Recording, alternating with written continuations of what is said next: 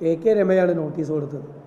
അവരുടെ ചോദ്യങ്ങൾക്ക് മുന്നിൽ മറുപടി പറയാനെന്നുള്ള കരുത്ത് ഈ ഇരട്ടച്ചങ്കൻ എന്ന് സ്വന്തം പേരിട്ട് അവർ വിളിക്കുന്ന കേരളത്തിലെ മുഖ്യമന്ത്രി പിണറായി വിജയനില്ല.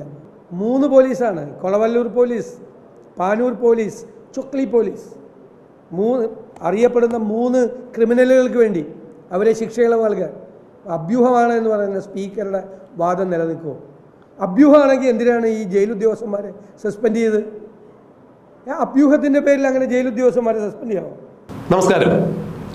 മുഖ്യമന്ത്രിക്ക് KK രമ എന്ന പേര് കേൾക്കുമ്പോൾ തന്നെ പേടിയാണ്. വടകരയിൽ അതിമൃഗീയമായി 51 വെട്ടുവെട്ടി CPMന്റെ കാബാലിയർ കൊലപ്പെടുത്തിയ TP ചന്ദ്രശേഖരന്റെ വിധവ, RMP നേതാവായ TP ചന്ദ്രശേഖരന്റെ വിധവ KK രമ MLA മുഖം കാണുമ്പോൾ തന്നെ മുഖ്യമന്ത്രി പേടിച്ച് മാളത്തിൽ ഒളിക്കും. ഇതെന്റെ വാക്കുകളല്ല, പ്രതിപക്ഷ നേതാവ് VD സതീശൻ മാധ്യമ സമ്മേളനത്തിൽ തുറന്നടിച്ചതാണ്.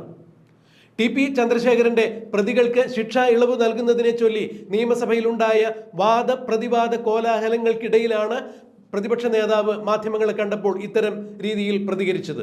ഹൈക്കോടതിയുടെ ഉത്തരവിന് മറികടന്നുകൊണ്ടാണ് ഇപ്പോൾ ആഭ്യന്തര വകുപ്പും ജയിൽ സൂപ്രണ്ടും കൂടി TP ചന്ദ്രശേഖരൻ വധത്തിലെ 3 പ്രതികൾക്ക് ശിക്ഷാ ഇളവ് നൽകുവാൻ വേണ്ടി ശുപാർശ ചെയ്തത്. ജില്ലാ പോലീസ് മേധാവിക്ക് 3 പേരുകളാണ് അയച്ചു കൊടുത്തത്. എന്നാൽ മാധ്യമങ്ങളിൽ നിന്നും ഈ വിവരങ്ങൾ ചോർന്നു കിട്ടിയതിനെ തുടർന്ന് TP ചന്ദ്രശേഖരൻ വധത്തിലെ കൊടും കുറ്റവാളികളായ പ്രതികൾക്ക് ഒരു കാരണവശാലും ശിക്ഷാ ഇളവ് നൽകാൻ പാടില്ല എന്ന് പ്രതിപക്ഷം നിയമസഭയിൽ അതിശക്തമായി എതിർക്കുകയും പിന്നീട് സർക്കാർ ഈ പ്രതിഷേധത്തെ തുടർന്ന് ഇതിൽ നിന്ന് പിന്മാറുകയുമായിരുന്നു.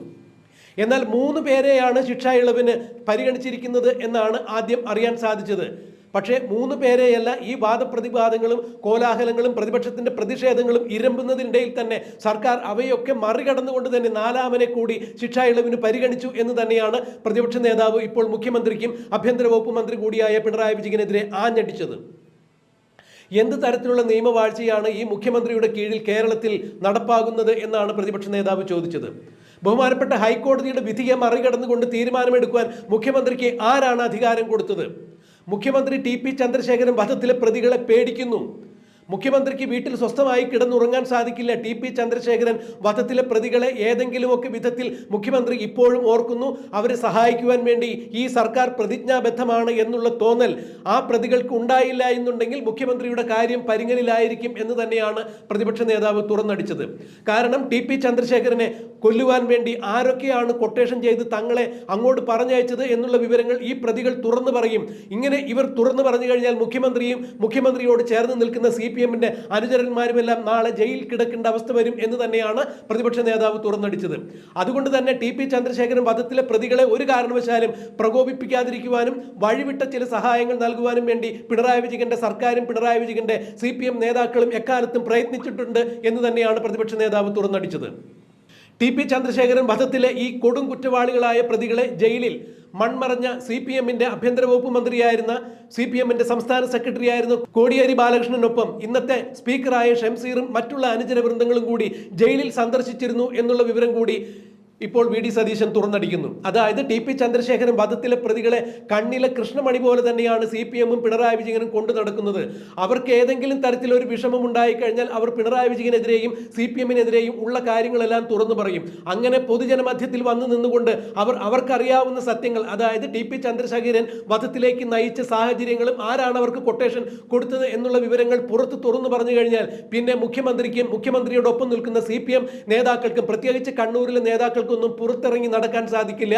സെൻട്രൽ ജയിലിലോ അല്ലെങ്കിൽ മറ്റു ജയിലുകളിലോ അഭയം പ്രാപിക്കേണ്ടതായി വരും എന്ന് തന്നെയാണ് VD സതീശൻ തുറന്നടിച്ചത്.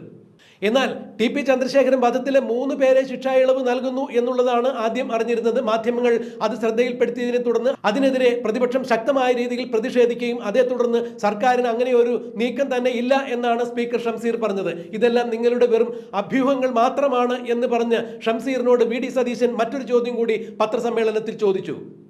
അഭ്യൂഹങ്ങൾ മാത്രമാണ് എന്നുണ്ടെങ്കിൽ കൊളവല്ലൂർ പോലീസ് സ്റ്റേഷനിൽ നിന്ന് ഇന്നലെ 6 മണിക്ക് എന്തിനാണ് TP ചന്ദ്രശേഖരന്റെ വിധവയായ KK രമ MLA പോലീസുകാർ വിളിച്ച് മൊഴിയെടുത്തത്? അതായത് TP ചന്ദ്രശേഖരൻ വധത്തിലെ പ്രതിയായ 4-മൻ ട്രൗസർ മനോജ് എന്നറിയപ്പെടുന്ന CPMന്റെ കണ്ണൂരിലെ മുൻ ബ്രാഞ്ച് സെക്രട്ടറിയായ മനോജിന് കൂടി TP ചന്ദ്രശേഖരൻ വധത്തിൽ നിന്നും ശിക്ഷ ഇളവ് നൽകി കൊടുക്കുന്നതിന്റെ ഭാഗമായുള്ള മൊഴിയെടുക്കുന്നതിന് വേണ്ടിയാണ് KK രമയെ വിളിച്ചത് എന്നാണ് കൊളവല്ലൂർ പോലീസുകാർ പറഞ്ഞത്. അതായത് ഇന്നലെ 6 മണി വരെയും പോലീസിന്റെ ഭാഗത്തു നിന്നും പിണറായി വിജയന്റെ ആഭ്യന്തര വകുപ്പിന്റെ ഭാഗത്തു നിന്നും TP ചന്ദ്രശേഖരൻ വധത്തിലെ ട്രൗസർ മനോജ് എന്നറിയപ്പെടുന്ന കൊടും കുറ്റവാളിയായ പ്രതിക്ക് ശിക്ഷ ഇളവ് ചെയ്തു കൊടുക്കുവാൻ വേണ്ടി നീക്കമുണ്ടായിരുന്നു എന്ന് തന്നെയാണ് പ്രതിപക്ഷ നേതാവ് ആഞ്ഞടിച്ചത്. ഇത് പിണറായി വിജയന്റെ തോന്നിവാസമല്ല എന്നല്ലാതെ എന്താണ് പറയേണ്ടത്? പിണറായി വിജയൻ കൊടും കുറ്റവാളികളായ TP ചന്ദ്രശേഖരൻ വധത്തിലെ പ്രതികളെ പേടിക്കുന്നു. പിണറായി വിജയന് വീട്ടിൽ കിടന്ന് ഉറങ്ങാൻ സാധിക്കില്ല അവരെ പ്രകോപിപ്പിച്ചു കഴിഞ്ഞാൽ. ഇതുകൊണ്ട് തന്നെ ജീവഭയം ഉള്ളത് കൊണ്ട് തന്നെ പുറത്തിറങ്ങി നടക്കാൻ പറ്റാത്തത് കൊണ്ട് തന്നെയാണ് പിണറായി വിജയൻ ഈ പ്രതികൾക്ക് ഒത്താശ പാടി നിൽക്കുന്നത്, ഓശാന പാടി നിൽക്കുന്നത്. വേണ്ടി വന്നാൽ ഈ പ്രതികളുടെ കോണകം വരെ കഴുകി കൊടുക്കാൻ പിണറായി വിജയൻ എന്ന നേതാവ് തയ്യാറാകും എന്ന അർത്ഥത്തിൽ തന്നെയാണ് പ്രതിപക്ഷ നേതാവ് മാധ്യമങ്ങൾക്ക് മുന്നിൽ തുറന്നടിച്ചത്.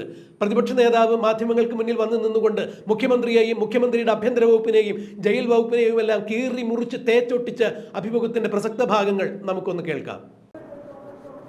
അല്ല, അതെ, മുഖ്യമന്ത്രി വന്നില്ല. മുഖ്യമന്ത്രിക്കൊന്നും വന്ന് എന്തുകൊണ്ടാണ് അടിയന്തര പ്രമേയത്തിന് അനുമതി കൊടുക്കാതിരുന്നത്? KK രമയാണ് നോട്ടീസ് കൊടുത്തത്. അവരുടെ ചോദ്യങ്ങൾക്ക് മുന്നിൽ മറുപടി പറയാനെന്നുള്ള കരുത്ത് ഈ ഇരട്ടച്ചങ്കൻ എന്ന് സ്വന്തം പേരിട്ട് അവർ വിളിക്കുന്ന കേരളത്തിലെ മുഖ്യമന്ത്രി പിണറായി വിജയനില്ല. അതുകൊണ്ടാണ് അടിയന്തര പ്രമേയത്തിന് അനുമതി തരായിരുന്നത്. സ്പീക്കർ ഇത് അഭ്യൂഹമാണെന്നാണ് ഏറ്റവും അവസാനത്തെ പത്രക്കുറിപ്പ്. അഭ്യൂഹ ആയിട്ടുള്ള കേസാണ് ഈ ഒരു MLA ഓഫീസിൽ വന്ന് മൊഴിയെടുക്കുന്നത്. 3 പോലീസാണ്, Kolavallur police, Panoor police, Chokli police, അറിയപ്പെടുന്ന 3 ക്രിമിനലുകൾക്ക് വേണ്ടി അവരെ ശിക്ഷയിളവ് നൽകാൻ. അഭ്യൂഹമാണ് എന്ന് പറയുന്ന സ്പീക്കറുടെ വാദം നിലനിൽക്കുമോ? അഭ്യൂഹമാണെങ്കിൽ എന്തിനാണ് ഈ ജയിൽ ഉദ്യോഗസ്ഥന്മാരെ സസ്പെൻഡ് ചെയ്ത്? അഭ്യൂഹത്തിൻ്റെ പേരിൽ അങ്ങനെ ജയിൽ ഉദ്യോഗസ്ഥന്മാരെ സസ്പെൻഡ് ചെയ്യാമോ? അപ്പോൾ സ്പീക്കറുടെ വാദം തെറ്റായിരുന്നു.